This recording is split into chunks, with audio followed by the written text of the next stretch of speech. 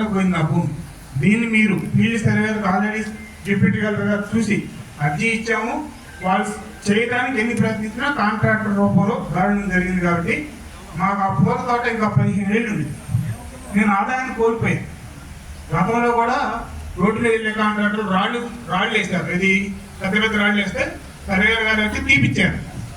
మరి మా భూమిలో వేరే వాళ్ళు వేసి పంట కోల్పోయి గుంటలో పడి ఇంత దెబ్బతిన్నా నేను ఆదాయం కోల్పోయాను. కాబట్టి మీరు ఫీల్డ్ వెరిఫికేషన్ చేసి నిజ నిర్ధారణ చేసి ఆ భూమి 2014 నుంచి మల్లె తోటగానే ఉంది. మీ ఆన్లైన్లో మీరు చూసుకున్నప్పుడు కూడా మాకు నోటీస్ ఇప్పుడు మళ్ళీ ఏం చేశారు, నోటీస్లో అది మల్లె తోటకి లేదు, ఈ ఖాళీ ప్లేస్ అని ఇచ్చారు. కాబట్టి నేను మల్లె తోట వేయాలంటే నాకు 4-5 లక్షలు ఖర్చు అవుతుంది. దాన్ని 3-4 సంవత్సరాలు సాగు చేసి దాన్ని డెవలప్ చేస్తేనే అది వ్యవసాయానికి మాకు ఆదాయం సంపదగా వస్తుంది, లేదా కౌలుకి ఇచ్చినా రూపాయి అవుతుంది.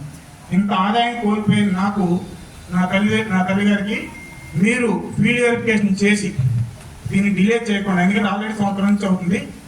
ఇప్పుడు నేను మా అమ్మాయి ఇంటర్మీడియట్ ఎగ్జామ్ రాస్తున్నా, మీరు వచ్చారని అర్జీ ఇవ్వడానికి వచ్చాను. కాబట్టి మీరు నిజ నిర్ధారణ చేసి